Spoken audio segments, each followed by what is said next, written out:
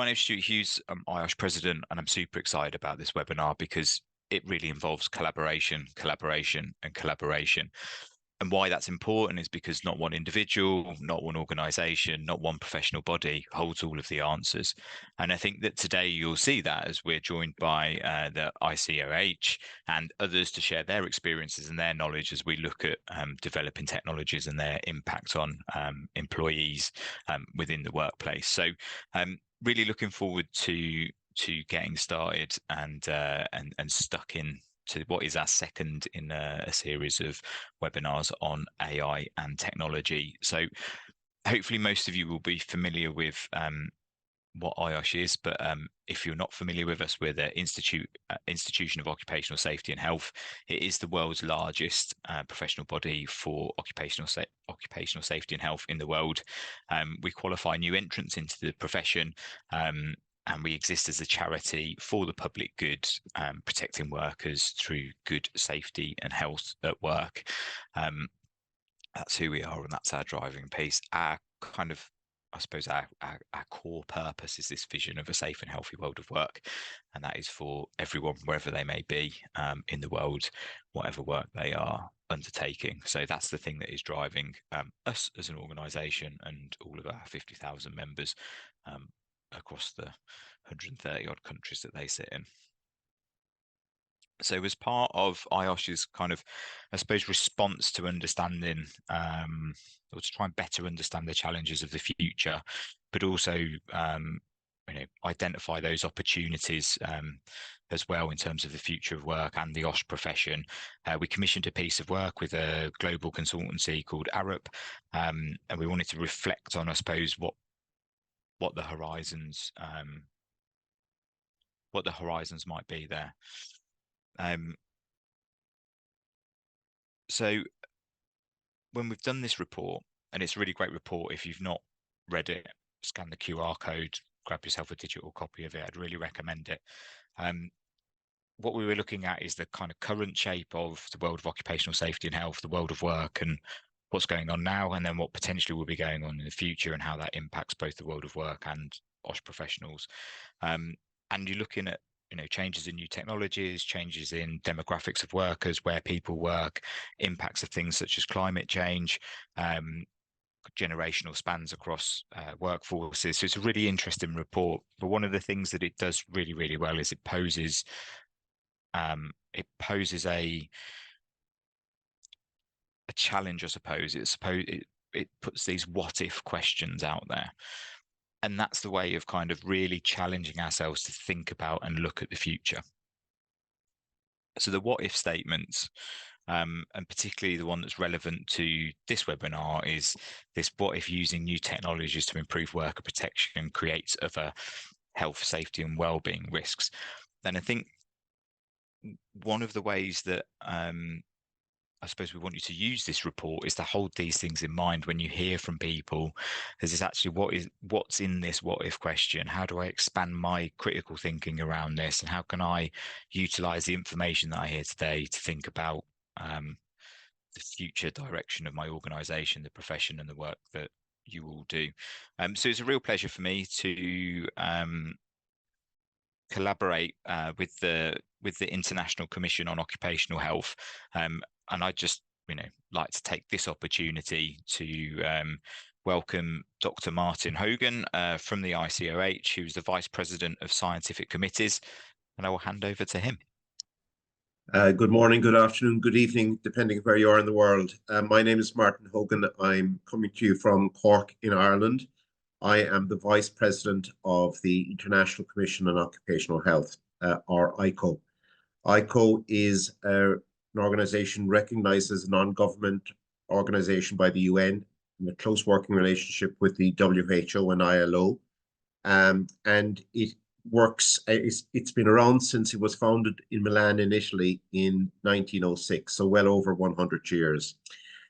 We work through mainly our scientific committees. One of those scientific committees is one for accident prevention, and we are proud to partner IOSH in this webinar, and we welcome IOSH as one of our sustaining members as well. It's really important.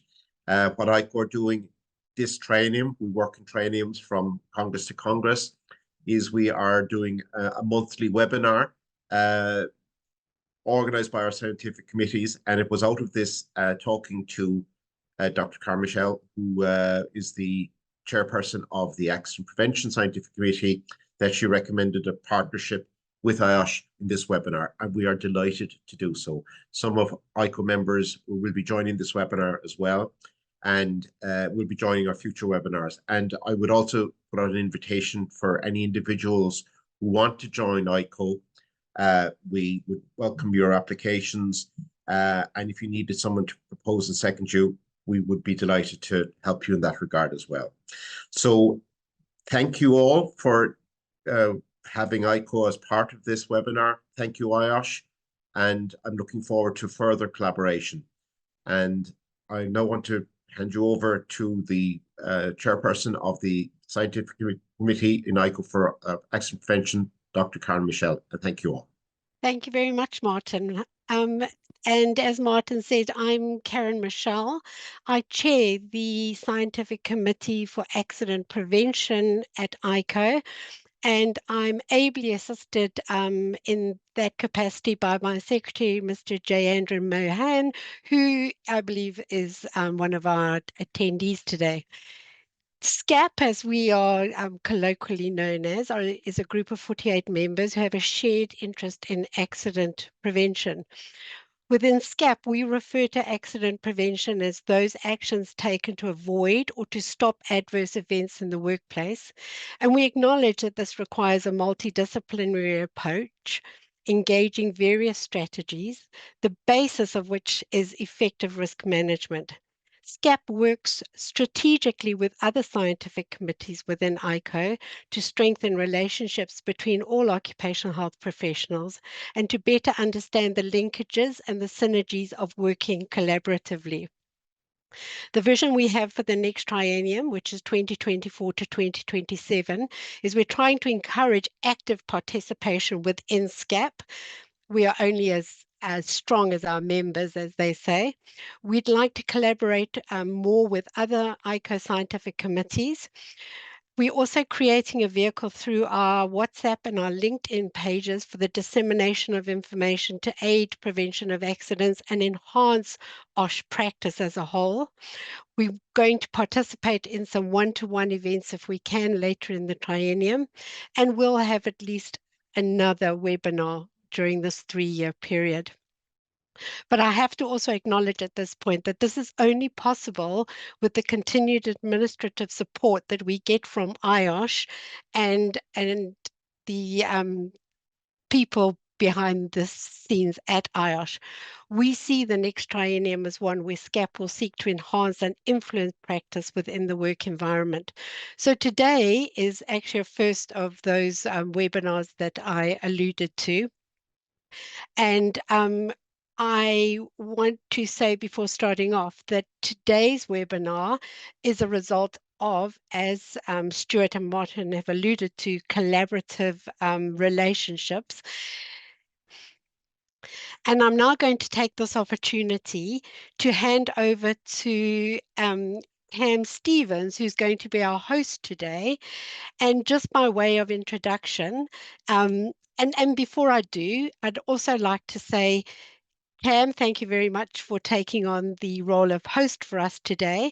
And then also to Dr. Cleo Varano and to Andressa Hernandez, thank you both as well for participating in today's event. You bring tremendous expertise, the three of you, to this event, and I know we're going to benefit from it. So by way of introduction, I just want to share with you that Cam Stevens is a trusted advisor for safety, innovation, technology, and digital transformation. He's an AIHS Chartered Health and Safety Professional with a BSc in Physiotherapy, an MSc in Human Factors, and then postgraduate studies in artificial intelligence, ethics, and extensive experience in both safety and technology roles. Cam has supported more than 200 emerging technology deployments in high-risk enterprises across the globe. He's also the CEO of boutique work design and safety transformation consultancy, Pocketknife Group, and founder of the Safety Innovation Academy. He's a world leader in digital safety transformation. He is also a well-established international keynote speaker on the intersection of safety and technology, and an agent of change for the future of work. And I must say, when I met Cam, I could have sat and listened to him for hours. So with no more ado, let me hand over to Cam, who is going to open up our webinar today. Cam, thank you very much. Thank you very much, Dr. Karen. And what a pleasure to be on such a fabulous call, such a fabulous event. I was chatting with a few participants in the background, and I can confirm that we have people from every continent apart from Antarctica, but I can't even confirm that. It's possible that with Starlink, we do have some people joining from Antarctica, and perhaps we don't have anyone joining from out of space, but who knows? Maybe on a future webinar that will be not actually a silly statement. It is, so thanks so much for the introduction, a bit of a mouthful. I am really looking forward to talking to you today about this fabulous topic of mine that I really love. And I'm also, what I like about what we're going to be talking about today is the fact that we are going to be including health in the topic, which is not something that I often do too much in my presentations, but is certainly something that I think is super important. So I'm looking forward to that. So the intention of what I'd like to talk about today is to just give you a frame that you will be used to be able to understand how technology can be used to improve health and safety in our workplaces. And the hierarchy of risk controls has been around for some time, and I'm going to request that Ben starts the poll to find out how long has this framework been around for.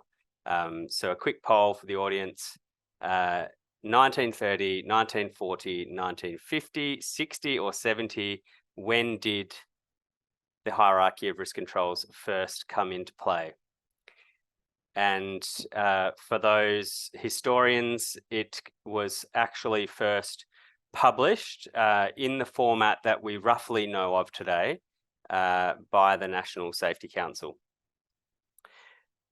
So let's have a look at the results there. Oh, okay, all over the place. So it was actually in 1950. So just after it sort of started to come about just after the Second World War, and then with the mass industrialization that occurred after the Second World War, the hierarchy of risk controls came about. And therefore, it's been around for 70 plus years, and it's a reasonably traditional framework for us to look at how we can control and manage risks in our workplaces. What I'm going to be talking about today is how we can technology enable that hierarchy of risk controls.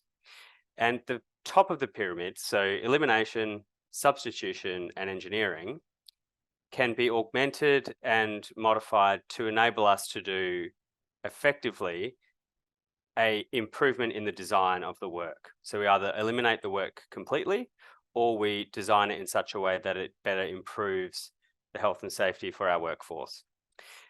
So what I'm going to go through now is a series of different examples that are currently being used around the world to showcase what I mean by elimination 2.0, substitution 2.0, and engineering 2.0, and the different technologies that can support that.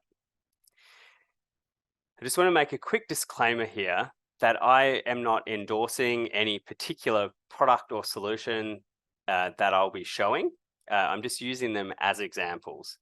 And I strongly recommend that you don't just, if you see something that you find interesting on this presentation, my strong recommendation is that you spend some time to do some research to really clearly understand whether or not the challenges that you have in your organization, these solutions might be a good fit, and don't just immediately jump straight to trying out technology for the sake of the fact that you saw something new. Be really strategic about that approach, and it's really important that you do that. So just again, I have no specific affiliation with any of these technologies. They are just things I've been exposed to. So in this case, we can see that advanced automation and robotics is performing certain tasks, in this case, repetitive picking and packing tasks, and therefore modifies the role that a human takes in this particular work environment. Robots like drones and crawler robots are entering confined spaces on our behalf. They are also working at heights on our behalf. This robot is, I'm actually a health and safety advisor at the Australian Automation and Robotics Precinct in Australia. And this robot here actually loads ammonium nitrate fuel oil, so ANFO, explosive charges into drill holes, which are used for drill and blast activities. And in this case, it's fully autonomous and there's no human interaction with those explosives, which clearly is a good option in terms of trying to mitigate and manage exposure. These robots here are actually prototypes for the Moon rover. So clearly an environment where it's very hazardous for humans. Having robots and autonomous systems do that on our behalf clearly eliminates us from that exposure, or at least modifies it. Here we have a drone that is doing an inspection on a wind turbine. And for those that work in this sector, working at heights and inspecting wind turbines is a fairly hazardous job. And in this case, a drone can support that and also has thermal imaging capability and other sorts of technologies that are integrated within that. This is a solar panel cleaning robot. And what it does is it cleans the dust off solar panels. I'm just going to quickly say here that there's a lot of angst and a lot of discussion around robots and automation taking away human jobs. And in some sense, this can be true. But what we are often seeing is we are seeing these solutions eliminating or substituting the human role of tasks. So not full jobs and full professions, but tasks. And these tasks are the most hazardous for human health and safety. And in this case, have significant opportunity to improve health and safety outcomes. I know that Dr. Cleo will be talking more about some of the challenges around this and some of the ethics and issues around large-scale automation, and we can certainly talk about that in the Q&A. Now, when it comes to work design and using digital twin and other solutions like this, what we have is the ability to simulate environments. And in this case, this is the BMW factory of the future, and it's a fully simulated environment where the design of the setup of the environment can be fully simulated and tested in the virtual world before we implement these physical changes in the real world. This is an elimination and substitution 2.0. So what we can do is we can simulate and model the movements of humans, the interaction of humans in our work environments, and redesign those work environments to ensure that the human interaction is less hazardous and is more promoting of better health. In this case, we have a simulated movement of materials, and we can manipulate and move around and visualize the tracking of these particular robots and other, it could be humans as well, moving around to determine layout, configuration. We can even simulate hazards and risks and accidents and determine what may happen when we have humans physically in those work environments. So this is what we mean by augmenting and modifying the work design using these advanced technologies. Now, when we use immersive and spatial technology, so those things like augmented reality, virtual reality headsets, we can further explore these environments and further make changes and understand how these environments might play out before we put humans into these environments. When it comes to health, we have a lot of opportunity to model things like airborne contaminants, ergonomic risk, and exposures, and we can start to determine what would human exposure be in a digital world. We can look at things like rail corridor access so that we can determine interactions. We can physically put digital humans into these environments to see how they will interact. And ultimately, that is what this top part of the pyramid looks like when we use technologies. So we're using these technologies to transform the design of the work itself and eliminate humans from hazards that we know are harmful and could impact safety. The next part of the pyramid is what we often see a lot of in health and safety technologies. And those are those that improve the administrative management and the personal protective equipment.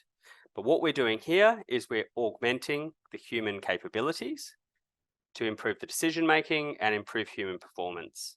So let's have a look at some of those technologies.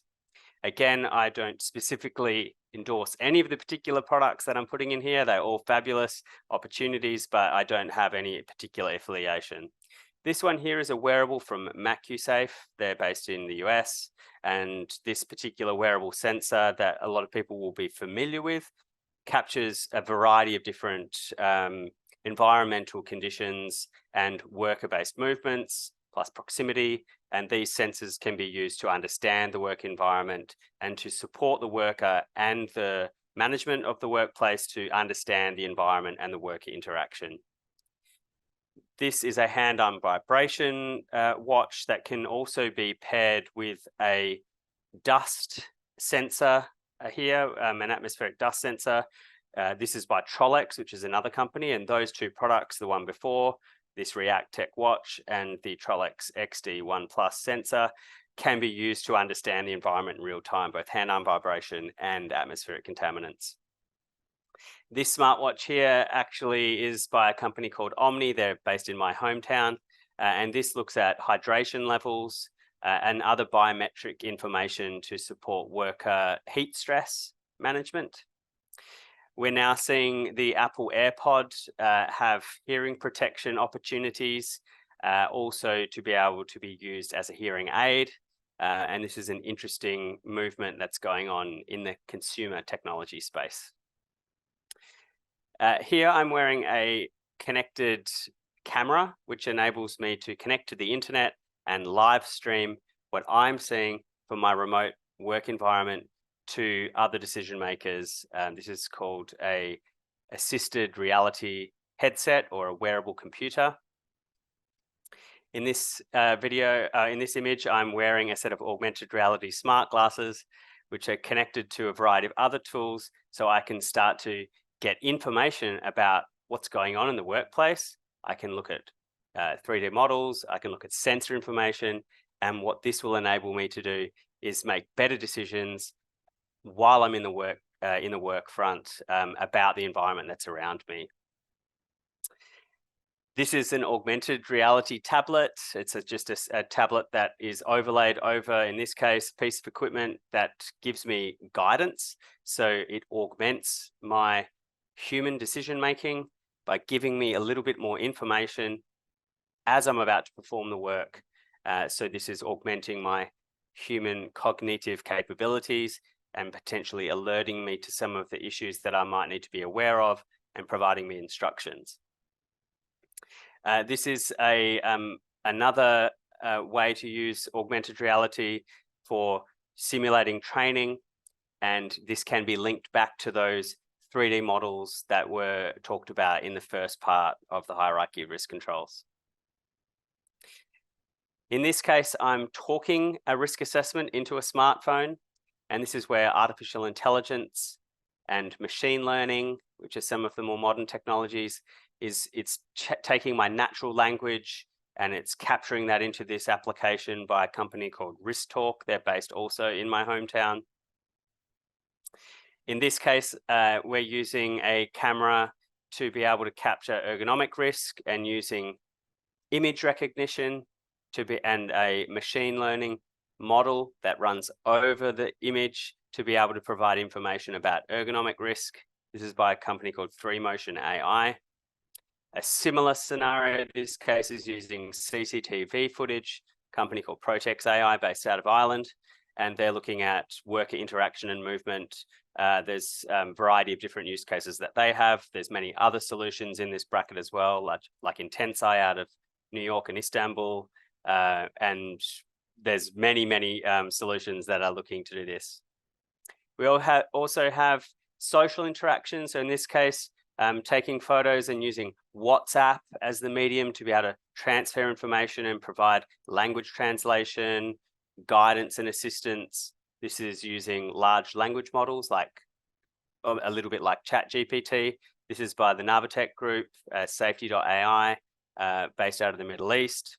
And Prakash Singani was one of the speakers on the last IOSH webinar of this topic. And so that's a glimpse of an overview of what an augmented hierarchy of risk controls could look like. This is all about opportunity. I haven't talked about the downsides and the risks and the considerations, which are absolutely necessary for us to be doing. And the way that we go about doing that is to have a very clear strategy for integrating data, technology, and innovation into our health and safety strategies. And it doesn't matter where you are in the world. I know there's people from Africa and Asia and Europe. There's going to be different requirements. There's going to be different access. There'll be different budgets. There'll be different work profiles, social dynamics.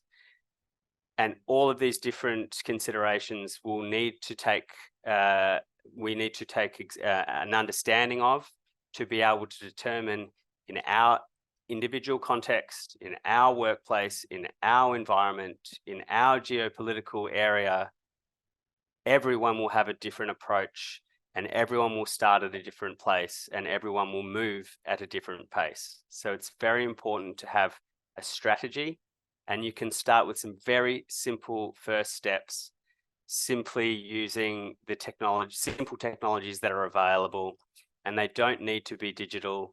They can be simple tools that just make life a little bit easier and help workers to become safer and more healthy and productive in our workplaces.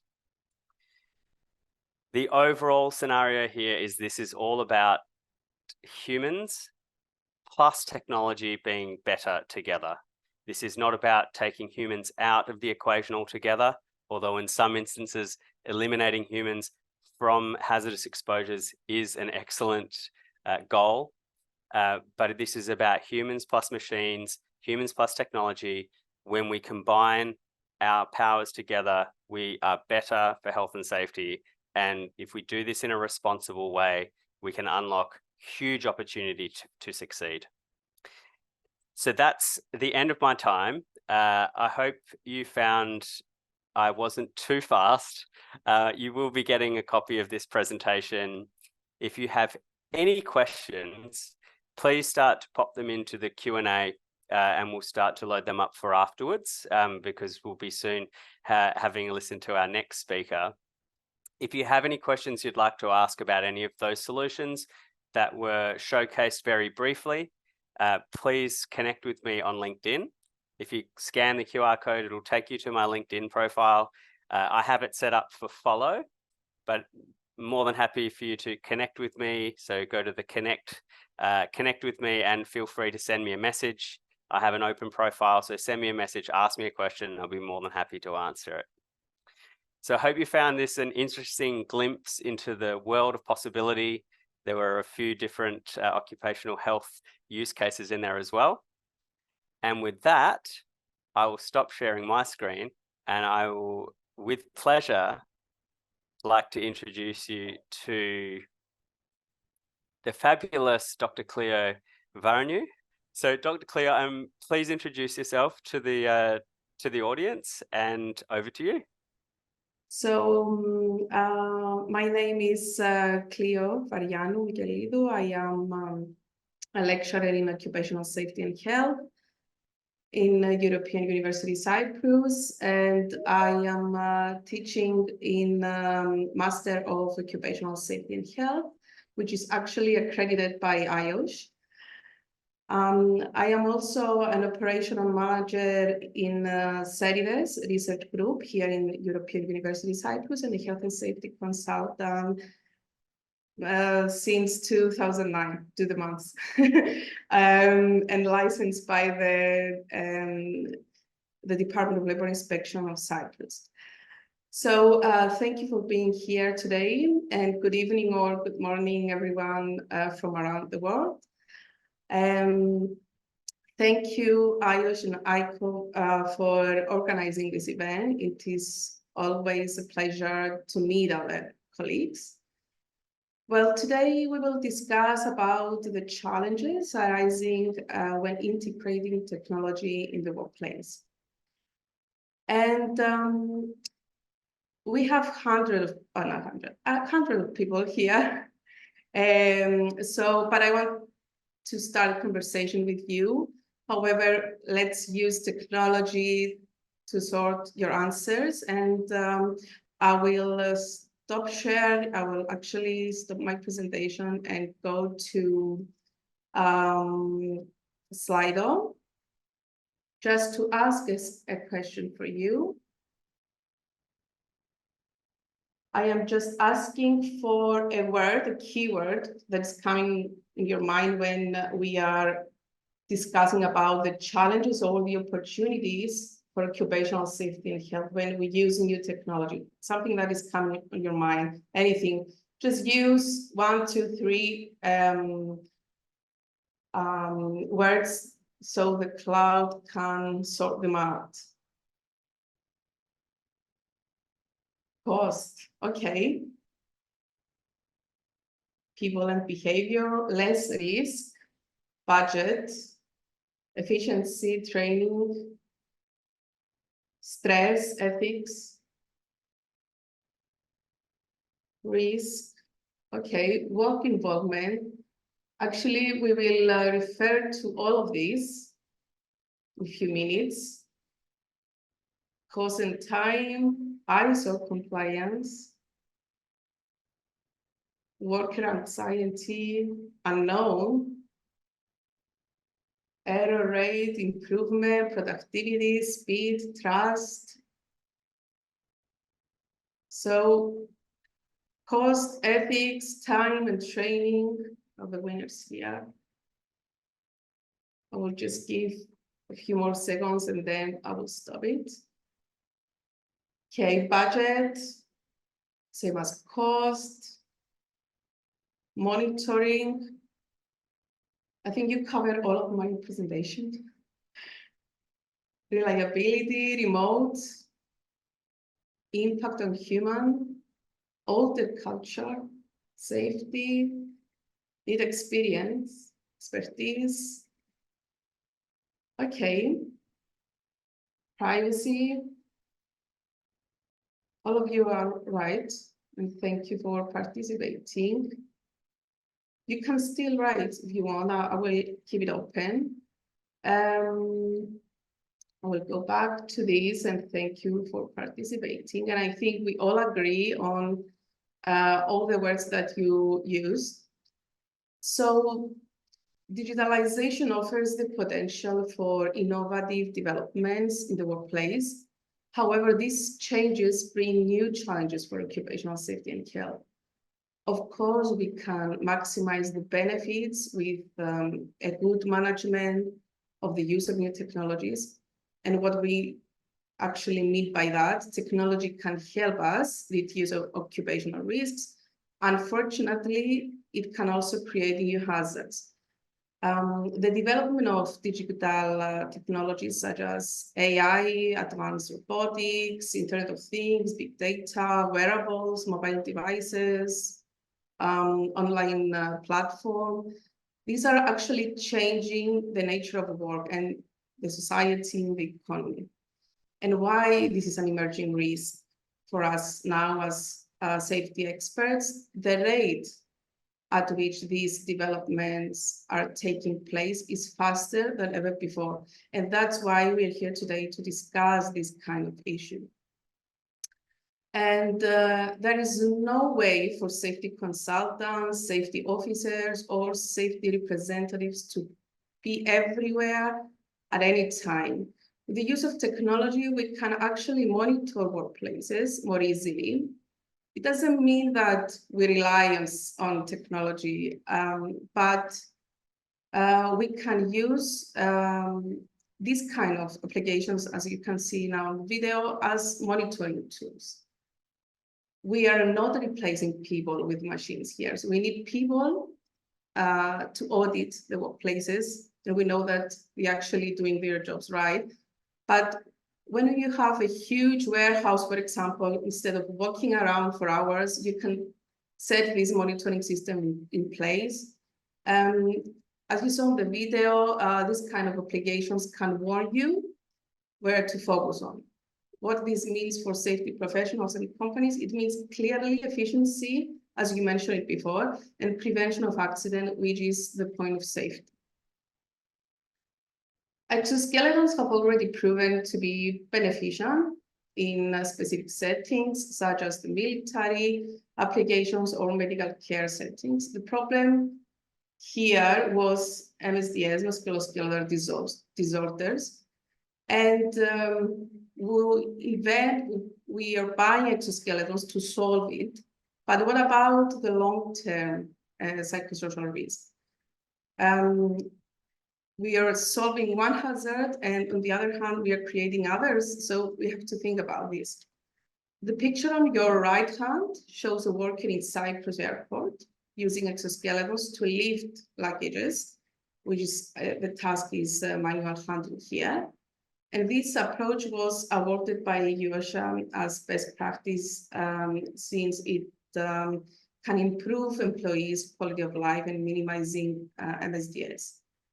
Still, we need further research on psychosocial risks.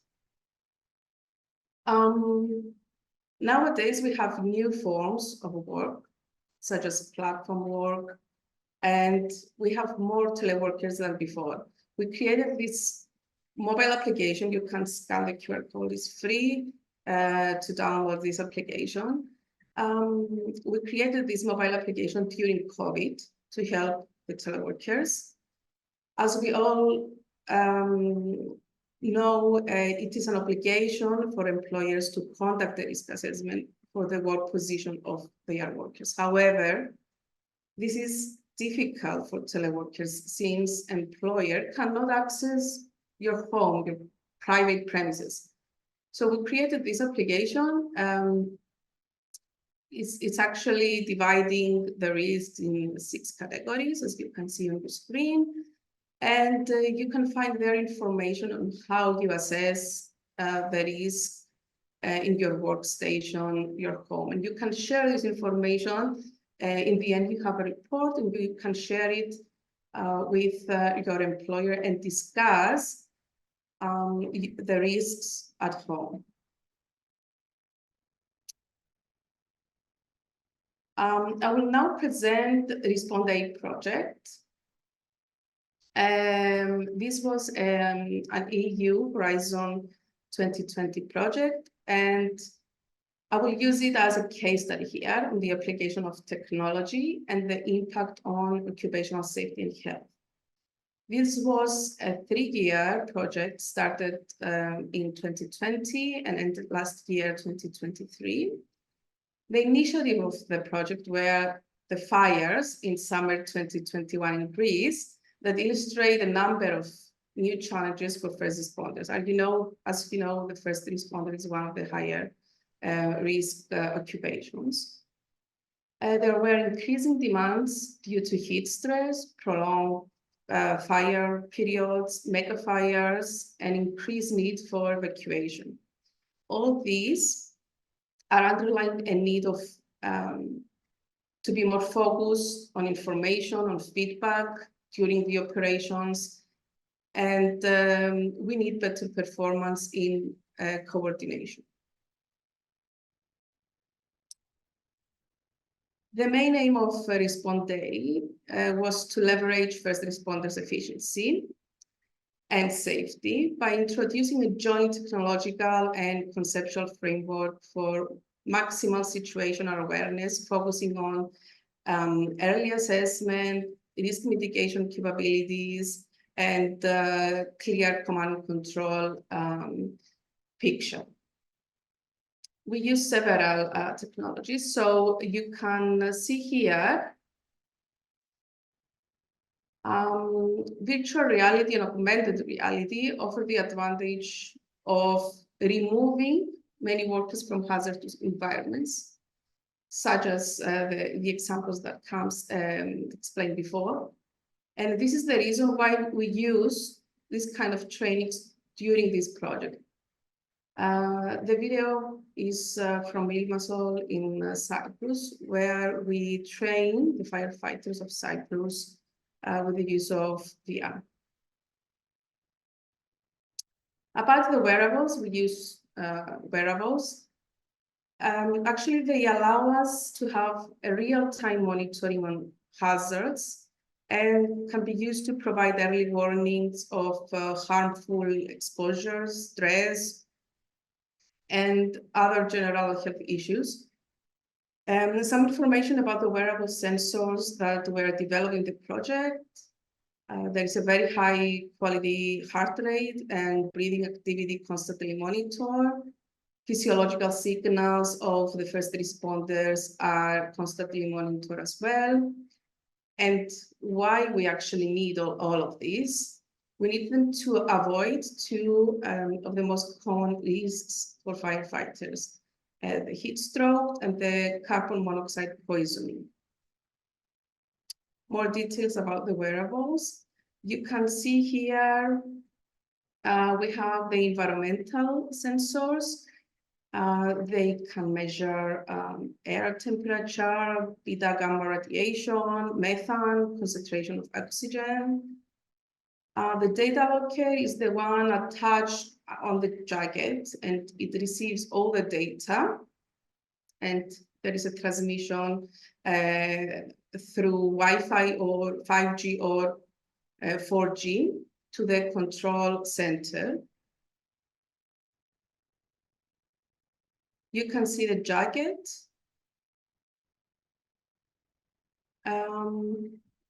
The vitals, and I will show you an example when the firefighter is using one of these.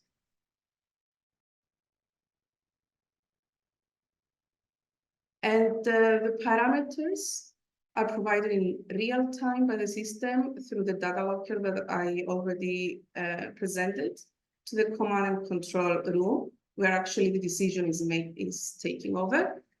The first responders' vital signs are always analyzed to allow prompt reaction and intervention in case of critical conditions. So in case you find out that something is high, you will inform the first responder to abort the mission. The last pilot of the Respond Day project was in Valencia, where the scenario was fire and oil spill. And I will show you a video on this. The objectives were to integrate actually all of the technologies that were developed, and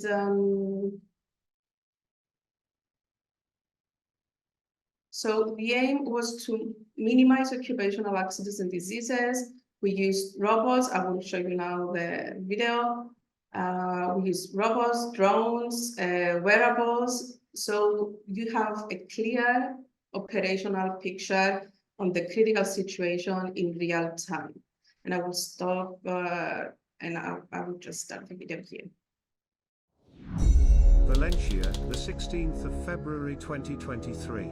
Truck accident causes fire near La Marina. Citizens called 112 and the ECC had already detected the situation.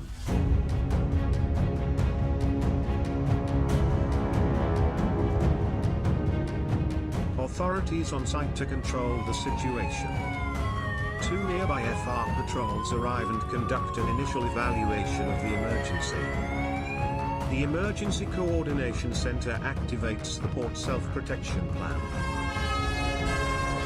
Traffic control and establishment of the security perimeter.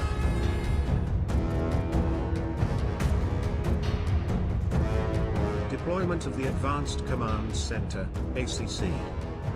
Deployment of the portable communication system and the DFF for interoperability with UXVs and sensors.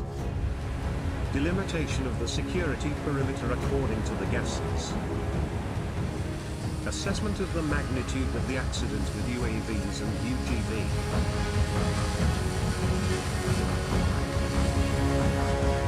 UGV mobilizes for victim approach and fire extinguishing.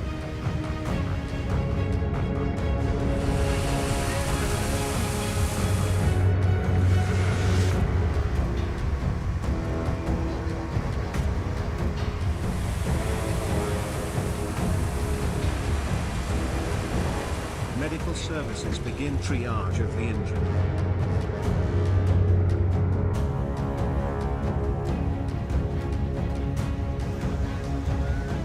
UAV with 360 vision is sent to the oil spill area. The ACC receives video and meteorological data. Coordination of the oil spill cleanup.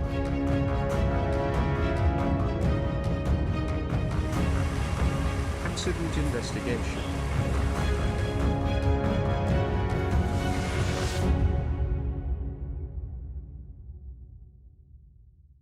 So, as a closure for this presentation, I would say that we are living in a digital world. We have to accept it with its challenges, but as safety professionals, we need to be aware of the risk arising. We need ethical framework.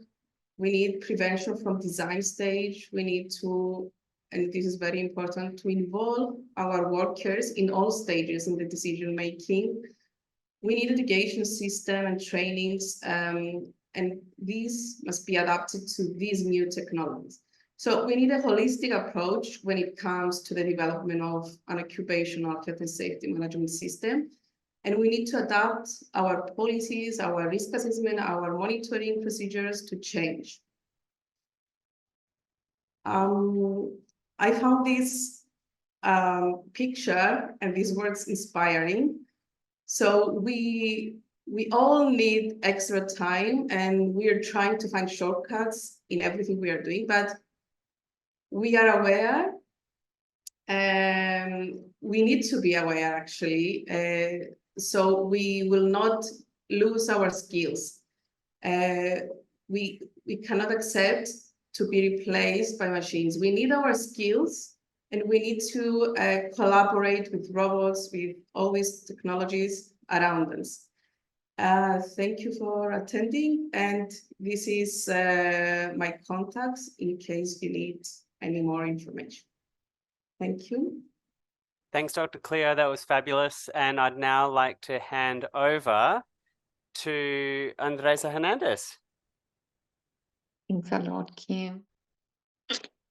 We do not know how to embed technology into our company strategy.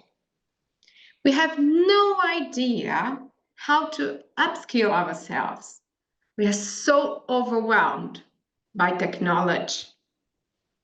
It will cost a lot of money. I have no time for that. Does it sound kind of similar to you? So, my name is Andresa Hernandez. I'm the head of safety for Siemens. And those questions haven't been around me for a couple of months to a year. Yeah? And together with my team, we developed our journey to answer those questions that might also be around you. The first thing that we did to answer, how can really have a consistent transformation? We looked to our company strategy and we said, we need to embed this into our health and safety strategy.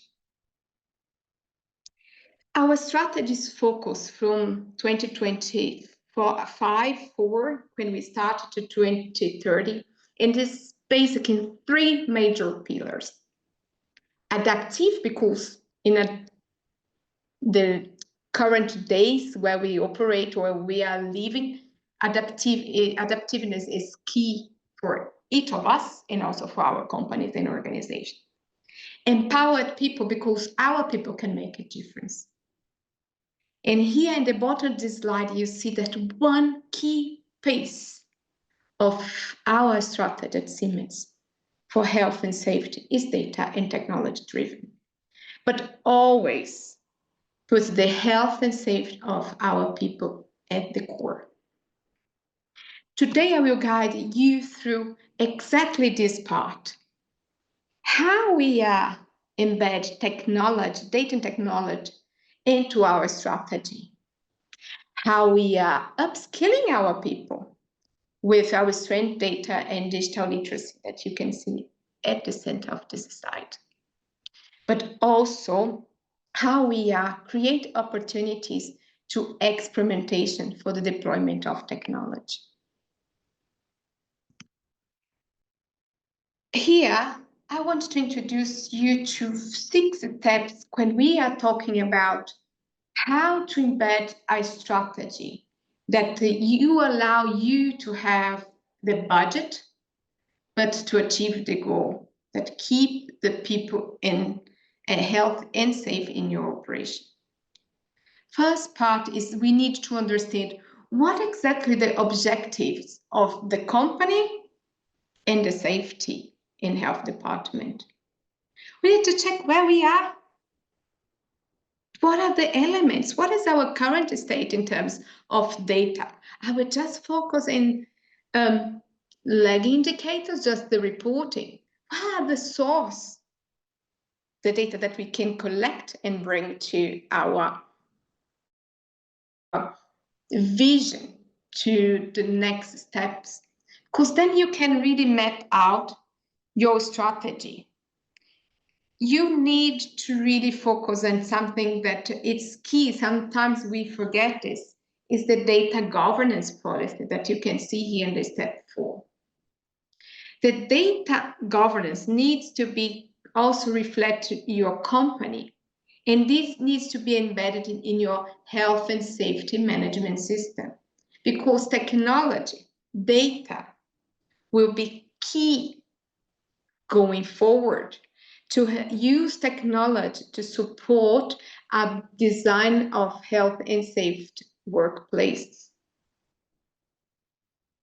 Embed this in your systematic will allow you to also take a look in your data in a PDCA process or cycle. Then you need to look to integrate solution. Yeah, we are operating an ecosystem, and we need to really take into account that every single technology that we will deploy or every single data that we will collect and work for the decision-making process should be connected. We should not look to health and safety as a siloed part, but as an integral part of the business outcome. Because only with empowered people, health and safe people, that we can succeed. Yes, we have robots, but they are not everything, right? So we need our competencies, our skills to move forward, to develop the whole society to the next level. And this leads me to the step number 6 in this strategic framework for health and safety data, that is scaling up. Scaling up your communication, your digital literacy, your partnerships. We cannot succeed going alone. Recently, I was discussing with our team. One of our team members was coming back from the youth forum in Canada, and she said that one conversation was, we can go, if you want to go faster, you can go alone.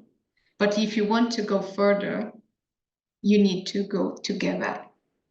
Because it's the collective part of partnership, the working ecosystem that will bring the dimension, the diversity that we need to evaluate data, to evaluate opportunities to drive health and safety with a future mindset, with a future perspective. And this, when I look to also partnership and digital literacy, bring me to a second pillar, part of my strategy, that is strengthen the data and digital literacy skills of our people. You might know Siemens is a big company, a technology company, yes. And we have more than 1,400 EHS professionals. So the very first step, we partnered with CAM here to develop our digital safety transformation series, where we were focused in to develop the skills, the mindset of our experts, health and safety experts, into this, how to embrace technology, how to evaluate technology, how to embed technology in their local and in their business strategy. One thing that we learned, that we cannot go alone. We need to bring the leaders to buy in our strategy for health and safety. So we developed, and we just launched last month, our Leading Health and Safety in a Digital Age, where we have 8 parts videos that will support our leaders to understand their role in this health and safety digital transformation. We are collecting all data and all learning opportunities in our knowledge board that you can see right in this slide. This knowledge board is the learning platform that we are lucky to have at Siemens, where you can consume, you can research for a topic, and you have a curated, I would say, piece of information in training, knowledge transfer, and also connect with people that are researching or discussing the same topics. So partnership ecosystem will help us to go further. And here it's important that we look to that, what we can learn from each other, what can we bring from each other, knowledge to advance health and safety. Having a strategy is a good point. Have a strategy for data that can help your leadership to take better decisions in terms of health and safety. Having also upskilled people equipped with the knowledge that they need to succeed in this digital age. It's not enough, because we really need to look to the opportunity to experiment. And here I bring some of our experimentation field. Yeah, we start sometimes small. When do you look to, we have here virtual training. I don't go deep on those elements because Kim already gave a very deep dive or more details in the technology. But as you can see, from the left to right, we have virtual training, virtual reality training. We are using some video surveillance app, using, for example, a smart glass for remote audit. We have a risk assessment, ergonomic risk assessment now deployed to the entire organization. We, of course, also try out wearables, some work out, other not as expected. But it's important when you look to your strategy, when you want to embrace the transformation, that you create a space for experimentation. We need to understand, as Cam mentioned, that don't get like super excited about technology. Go deep dive and see what is the problem that you want to solve. And then you can look what kind of technology is available to solve that problem. As I mentioned recently, is get in love with the problem and not with the technology. Because once you understand in detail the problem that you want to solve with the application of technology, then you will be able to succeed. There are many, many options. And the deep dive evaluation and look into detail the problematic that you want to solve is really where the click is happening. I want to let you with some, what I would say, framework to succeed in this literacy journey that we are applying in Siemens. First thing, a health and safety digital transformation will only happen in a place of trust. This is the foundation. Then, what I really strongly recommend, have a clear vision in a strategy. Without that, you cannot deliver a sustainable change, a sustainable transformation. Get the involvement of your stakeholders. It's about change management. They need to understand, and for this requires a great deal of trust. So it's important to listen to the fears that they have, the wishes that they might have, understand and get them on board. As every single change, and I think if EHS professionals, especially the health and safety profession, are quite well equipped to this change management of change. We will always have the change champions that will support our idea.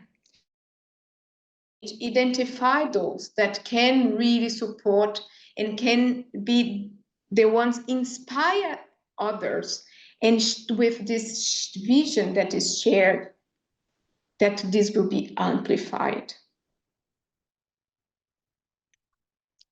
Training and upskilling.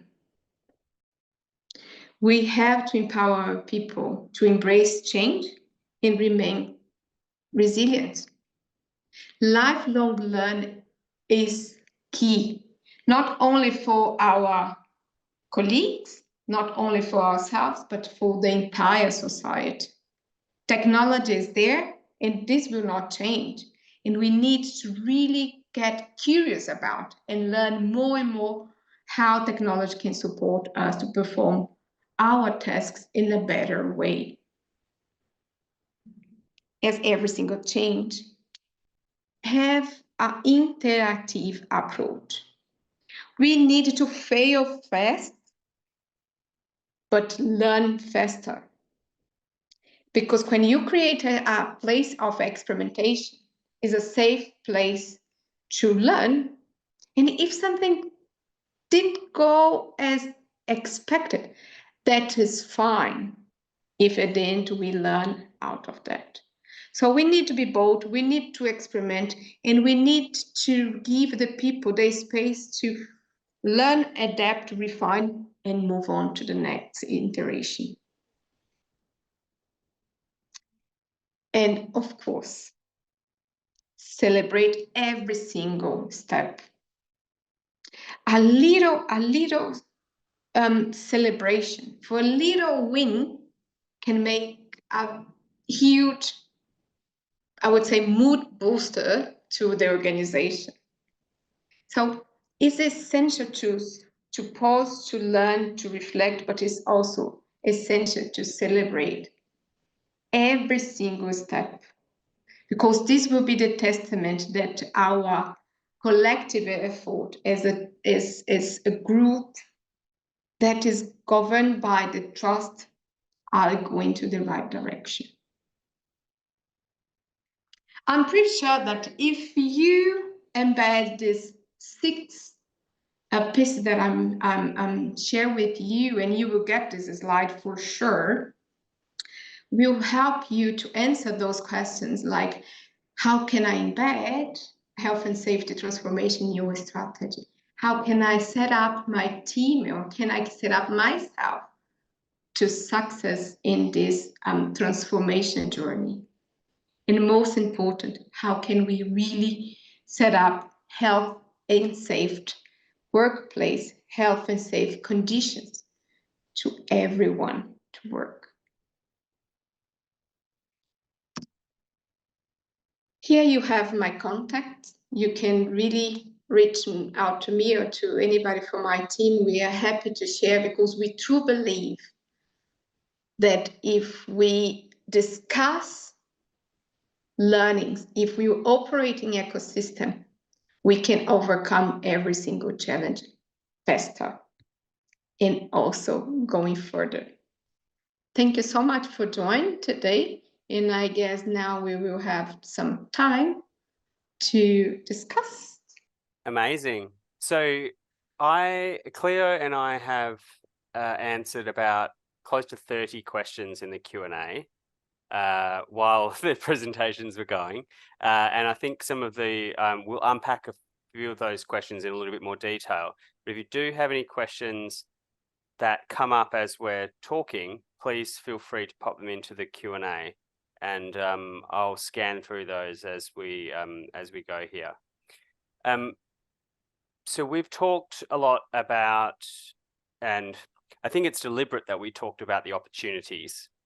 It's very common in this in the health and safety professional cohort, and that includes all of our hygienist colleagues that'll be joining us from ICOH, and all of the extended stakeholders. We often, in this broader profession, we often think about the control of risk, and we often just think about what are all the things that could go wrong. And what Dr. Cleo, Andresa, and I have tried to do is show you the possibilities and some frameworks to try and get there. But of course, there are also going to be many challenges and considerations, and they are mostly, as I expected, they're the questions that we've had in the Q&A.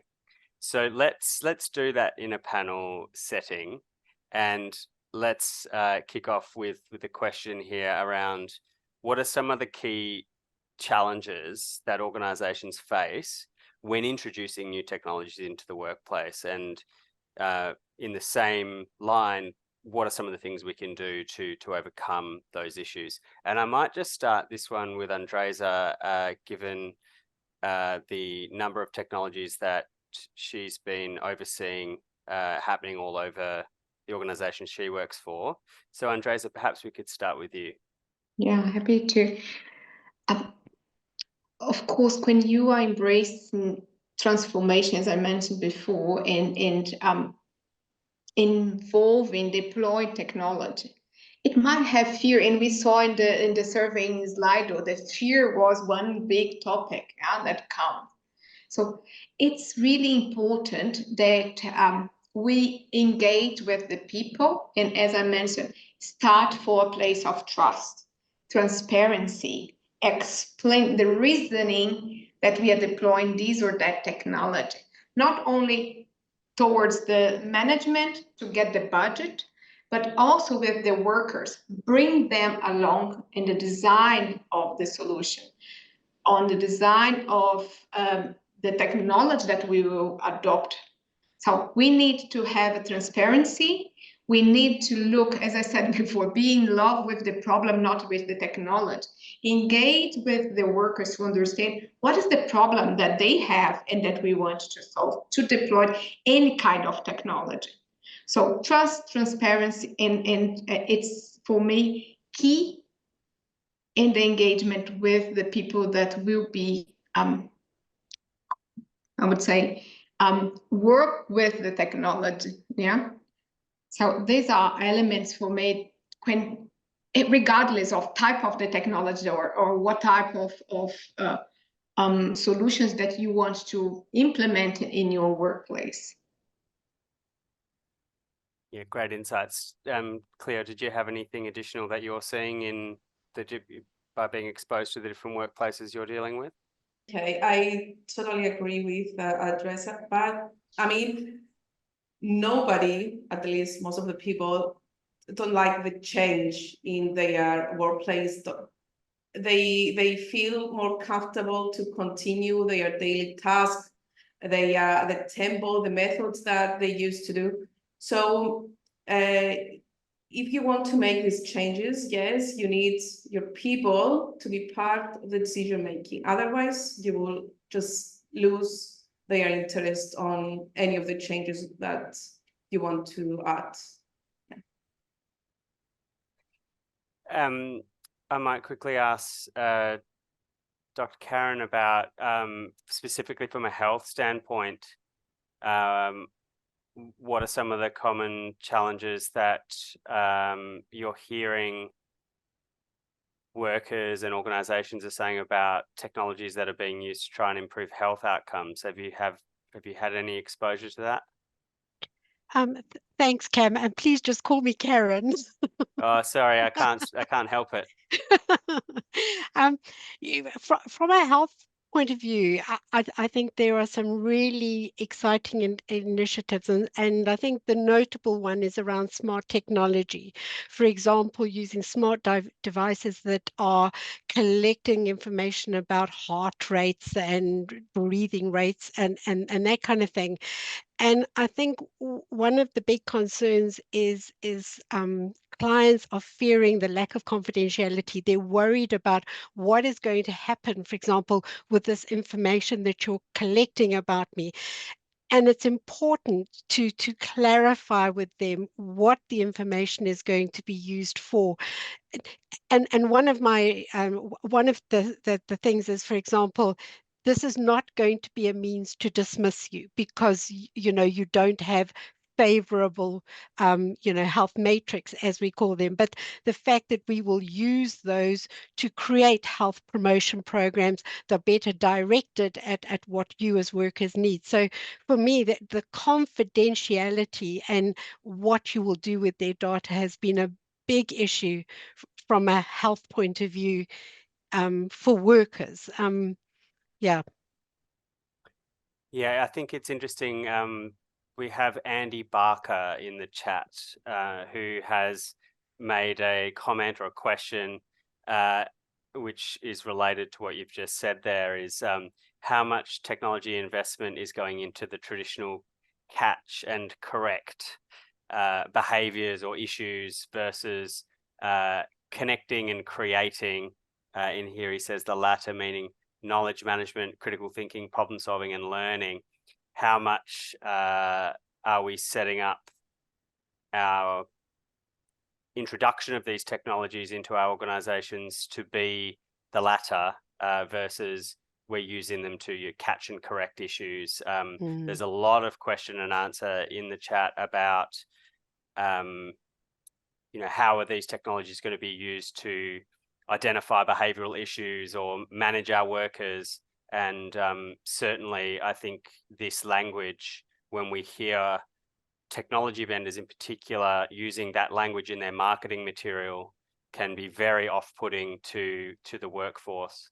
And certainly there is a tension in the market between maybe what sorts of technologies sell from a marketing perspective versus what actually is helpful for an organization. So it is an interesting and challenging space, I think, to navigate. When we actually deploy these technologies, though, and maybe this one for you, Cleo, do you think that when we're implementing things like wearables, robotics, automation, do you think workers actually feel that they're safer and that their workplaces are safer? Or do you think that perhaps they are worried about these technologies replacing their roles?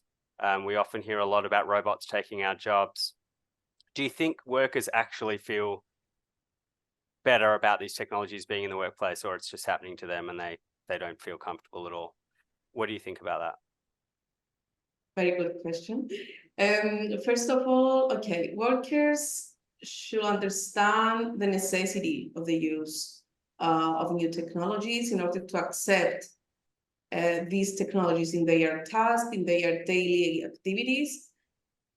Then if they are trained well, they will feel comfortable, they will feel safe. Even better, if they are part of the decision-making before the introduction of the new technology, it's more easy to accept it. The problem is that most of the times, the results are coming long-term. So long-term, they will understand the importance. For example, I am using wearables to save me in case of something go wrong, and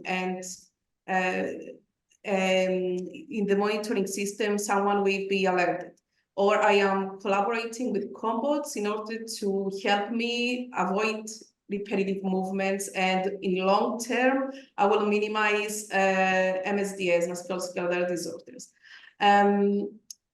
This is not about machines taking over workplaces. This is about humans rising in the workplace and in their personal lives, actually.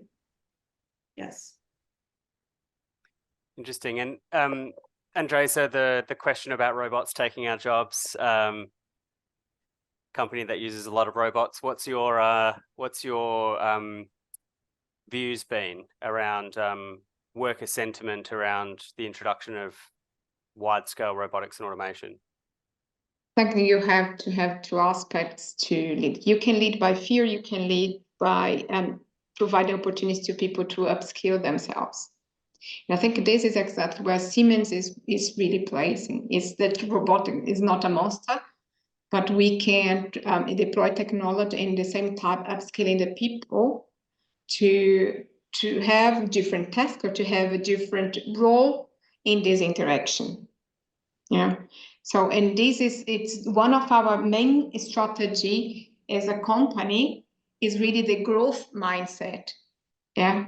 And this growth mindset comes with also this perspective that the world is changed, we are changed, and then we have opportunities to upskill people, especially those in interaction with robots, or that the tasks are being transformed. Yeah. But again, always put the person, the human at the core. And this is what we are doing in the deployment of the technologies. Yeah. That you can really support and safeguard this part. I was fortunate enough to attend and visit some Siemens factories earlier this year, and this has been the same in every factory I've been in that has robots, particularly mobile robots. All of them have names, and they will have been affectionately named. And I recall going to a factory in Turkey, and there was a robot that was broken down, and the team members were really upset, and they were having a morning tea to basically almost like there was an injured worker. They were all having a conversation about how this robot, who had a name, was currently out of action and wasn't working. And certainly after chatting with some of Andresa's colleagues and in other companies around the world, and at the automation precinct that I spent some time at, there's actually quite a deep connection with some of these robots. And I think a lot of the fear that we see, I personally haven't seen that, but I can definitely understand where that can happen, particularly when the messaging and senior leadership, and there isn't really a clear understanding about what these solutions are doing. I'm going to shift gears now, and I'd like to ask you, Karen, around, so there's been a lot of questions about research. So what are all the hazards and risks that are going to be introduced about these technologies? How do we know that this isn't going to cause unintended consequences? How do we know that things aren't going to be worse off with these technologies than with them?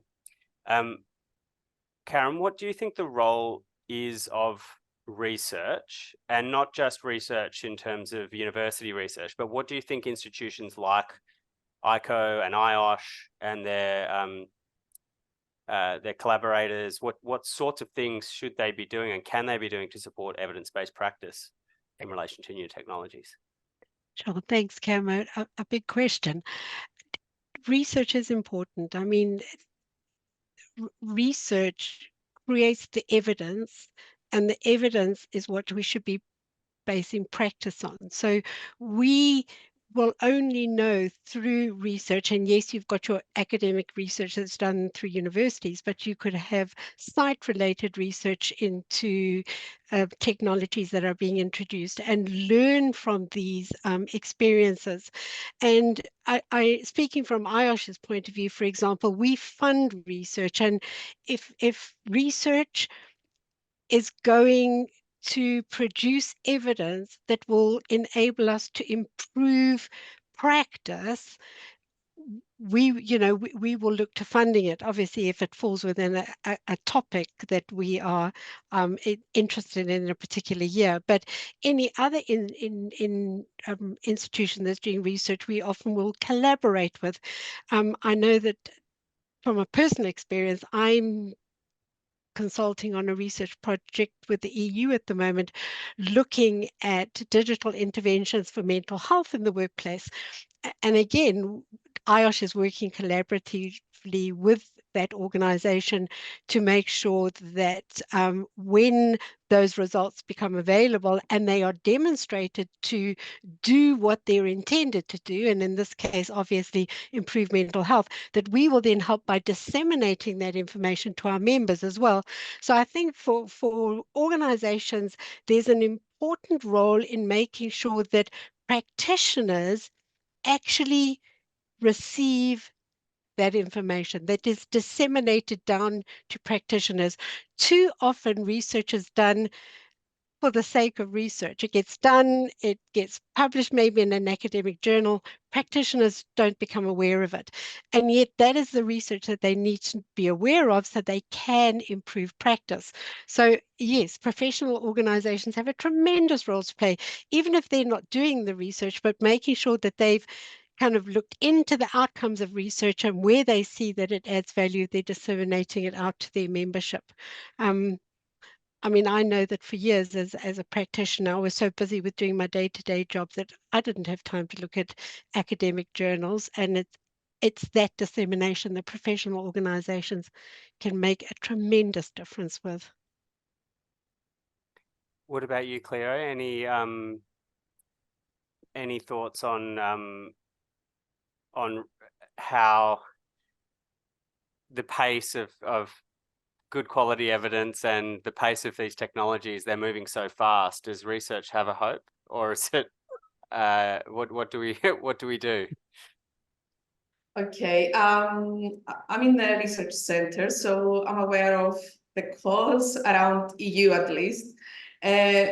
Most of them are focused on security, on health, cancer related, and we are losing this data from safety because we don't have big calls about safety. However, IOSH, ICOH, I mean, they have some calls about safety, and these are just this. I mean, we don't have many opportunities and budget for research on specifically on safety, and this is a pity. I mean, and I am a researcher, and I feel bad about this because I want safety to be part of my main research. Unfortunately, we don't have many calls on safety.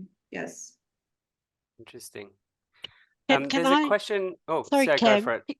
can I am a researcher myself, and it's one of the things that's always been a bugbear for me, that I think when research is done, health and safety should be an integrated part of that project. Yes. And so often with research, it's not. The research is done, and we might have an outcome, but we now have no indication of how that's going to impact health and safety. And it should actually be an integrated part of any research project that's undertaken. I mean, one of the things that we do is that we make sure, for example, that any research that is conducted through our funding, that there's always a risk assessment done at the beginning to kind of pull those issues out throughout the project. So I would love to see researchers change their focus and ensure that not only are they telling us what the technology can do, but what would be those health and safety consequences of interacting with it as well. Yeah, and I think the call to action for industry is to actually invite research into their organizations to do some of these things. And I certainly know through my experience that this is happening in certain pockets and in certain industries. So I hope that we'll start to see a little bit more, close the gap between the practicality of the research and the time it takes to get it actually in our businesses. Now, there's a really interesting question here about the shifting role of the health and safety professional and the OHS function. Ken Wood has mentioned here, is there a new role in the function? Digital champion, for example. Andresa, what have you seen? What has your thinking been around the makeup of a team? Do you think there needs to be a digital health and safety specific person? Do you hire someone like a data science in? What sorts of things do you think that needs to happen in a function? Obviously, different sized organizations will have different needs, but what are your general thoughts? Yeah.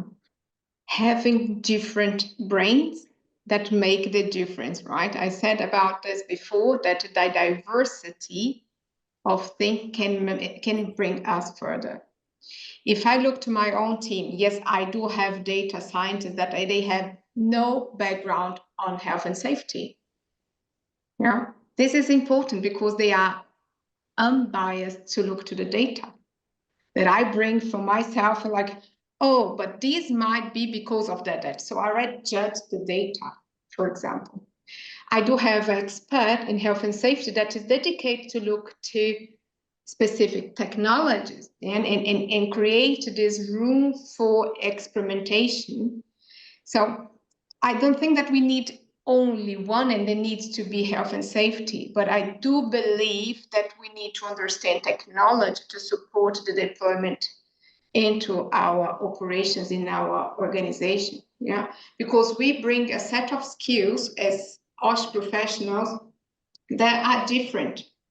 Yeah, but sometimes we are too risk averse that we might miss opportunities to do the change. Yeah, because we want to control a lot of things. So in summary, I think the different set of skills can make a team to bring faster the results in a transformation. Not necessarily everything needs to be in the health and safety department, but you need to identify your stakeholders, your supporters, and the people that can bring the knowledge. We as OSH professionals, we will not be able to be expert in everything. Yeah.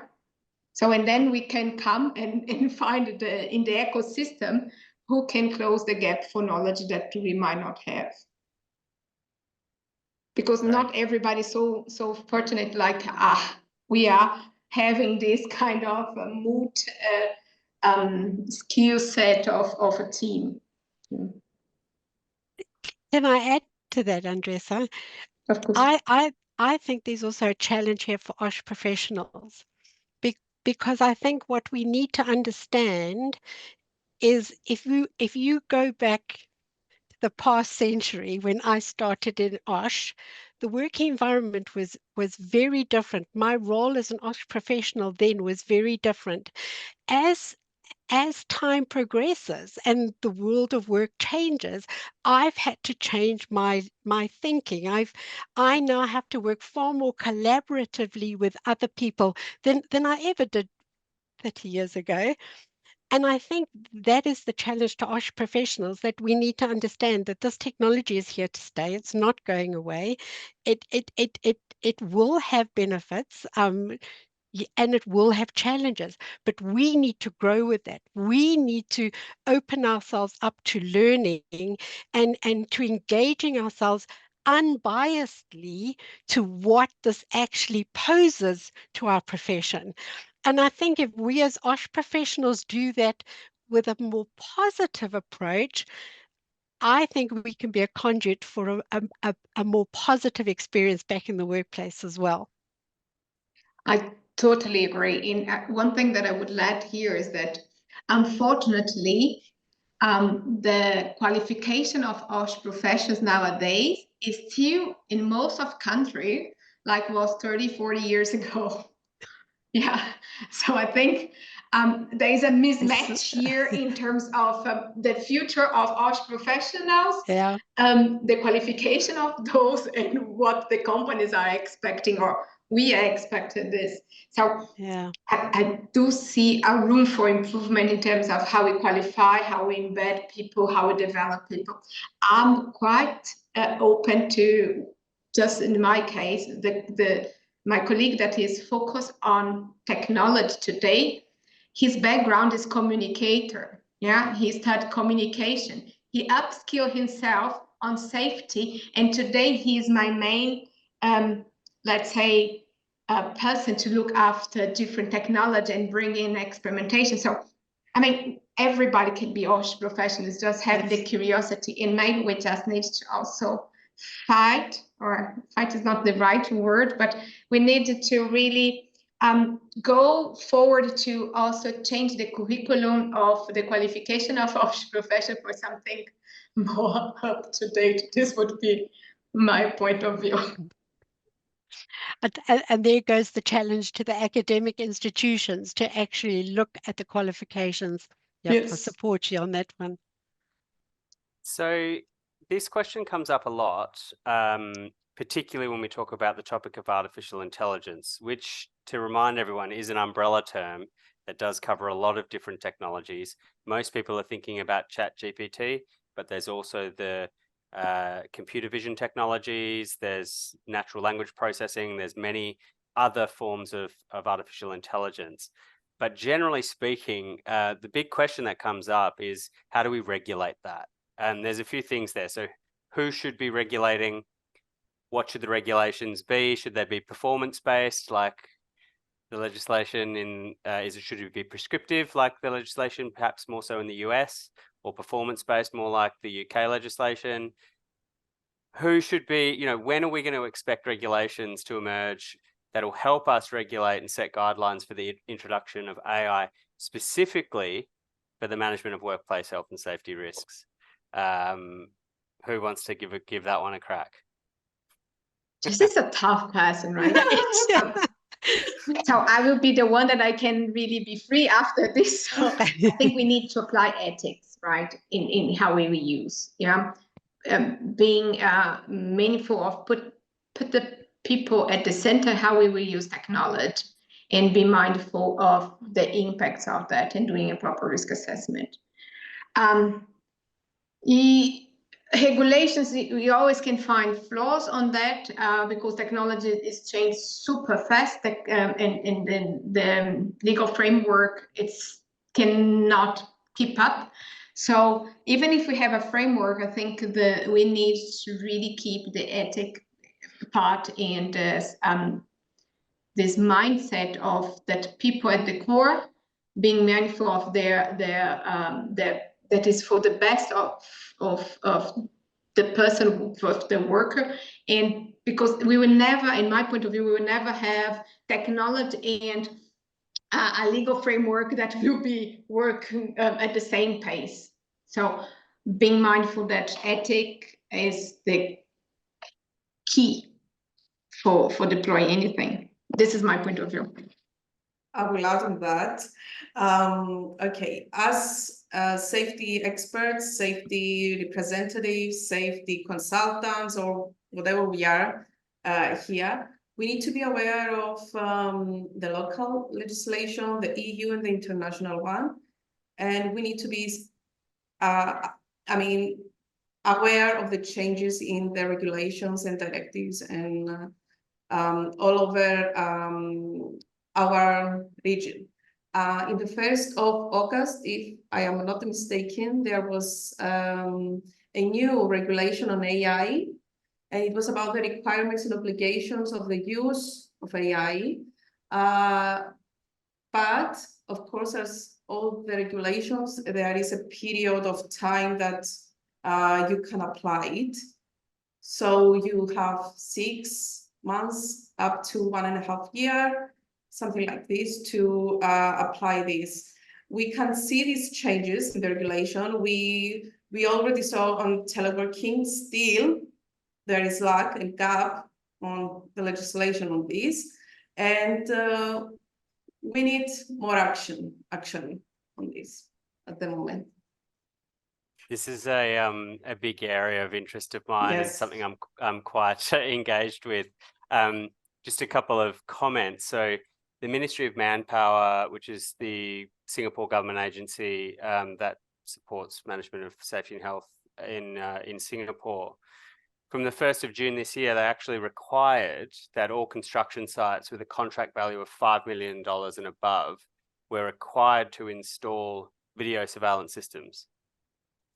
As in those, they call them VSS, those a network of cameras, monitors, display units and recorders used for surveillance, identification of workplace health and safety risks, facilitation of incident investigation, corrective actions, deterrence of unsafe workplace behaviours.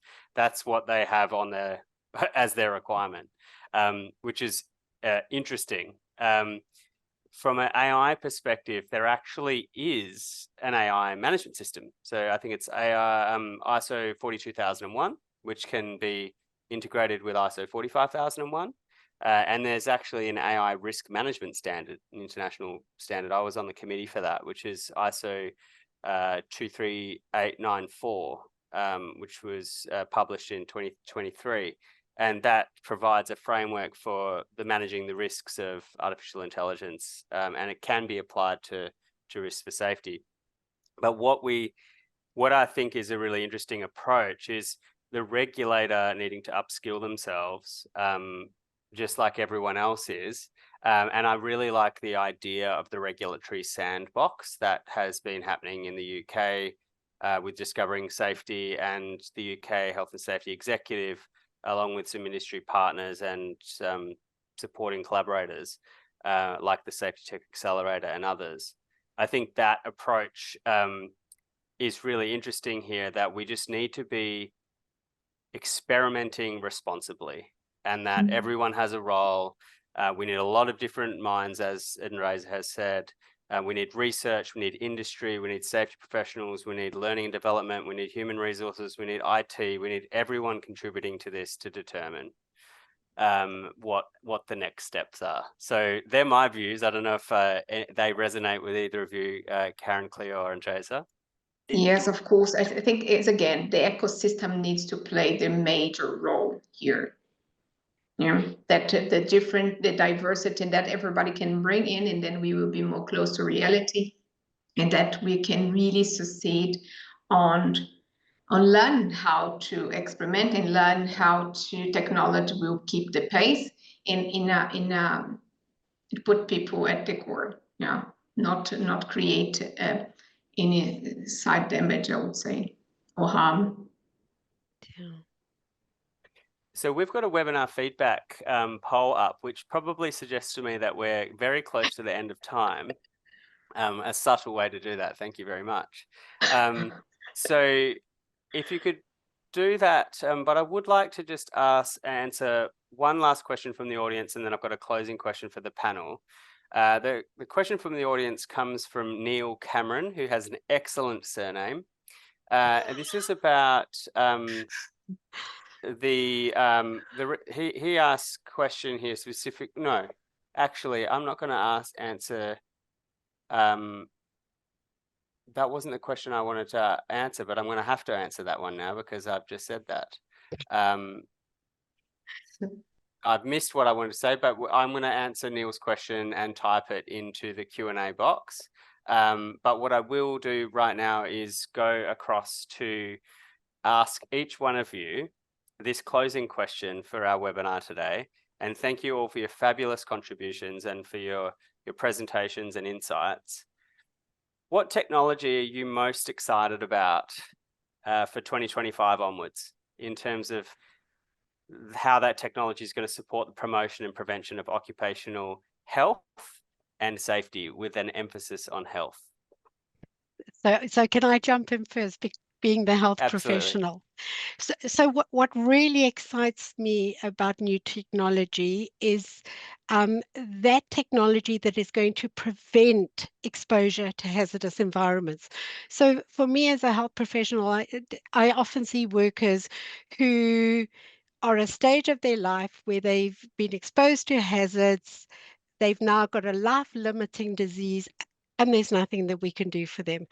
And for me, to know that there's technology such as cobots and wearable sensors, etc., that can actually go into an environment, identify it as being hazardous, and prevent that human interaction is exciting, because that's how we prevent occupational disease. And if you look at the global burden of injury and disease is responsible for 80% of our burden at the moment.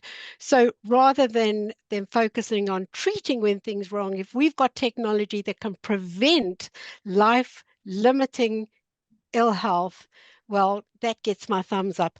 The others excite me as well, but believe me, from a health point of view, preventing the cancers, the mesotheliomas, etc., that's where my excitement lies.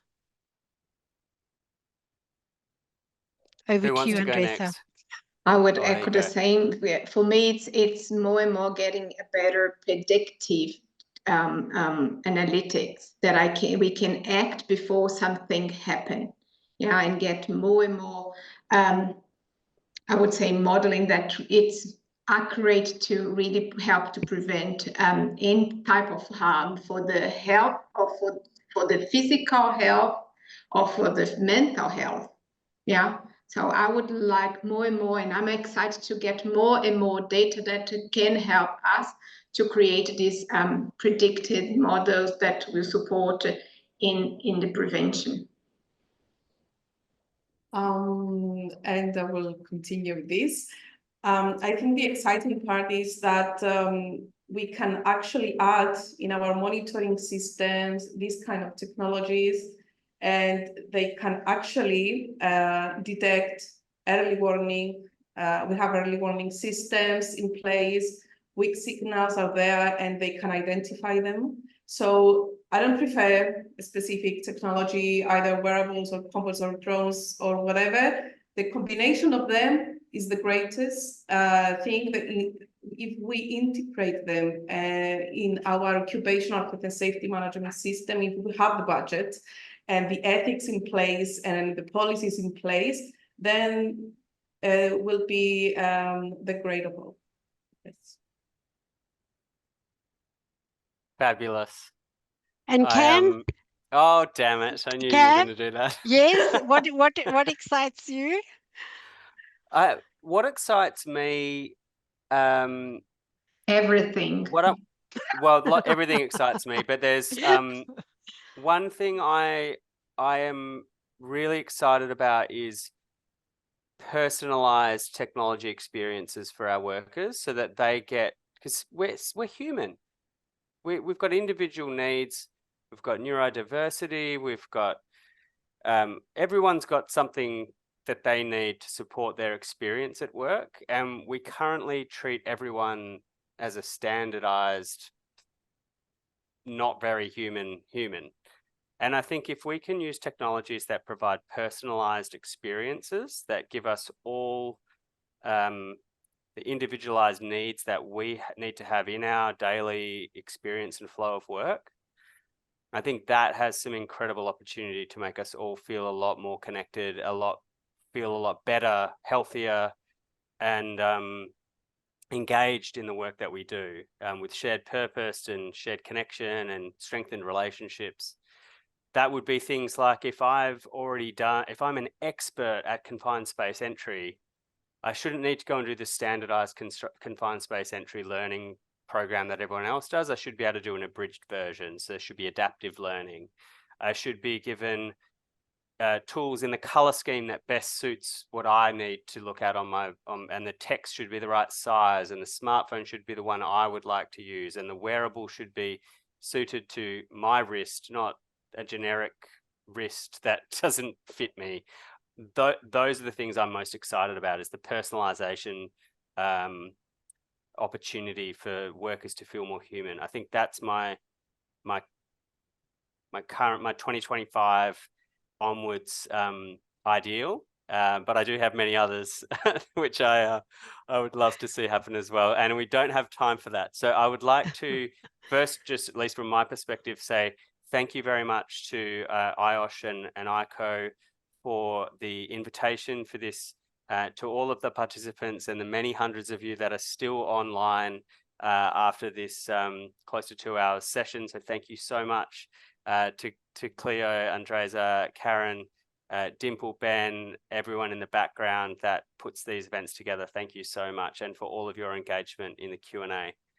So thank you from me, and over to you, Karen. So I just want to echo Cam's thanks to everybody, and from me, Cam, a huge thank you for a very masterful management of today's session. And I'm glad that you mentioned Dimple and Ben, because I mean, they are two people you don't even get to meet as an audience, but without them, none of this would flow half as smoothly as it does. So thank you. And I also want to encourage all of you out there who are possibly not IOSH or ICOH members to consider getting involved in the organizations, joining them. And if you are an ICOH member and you don't belong to a scientific committee, drop me a note. We'd love to have you on board. And until the next time, a huge thank you to everybody, and thank you very, very much. Enjoy the rest of your day.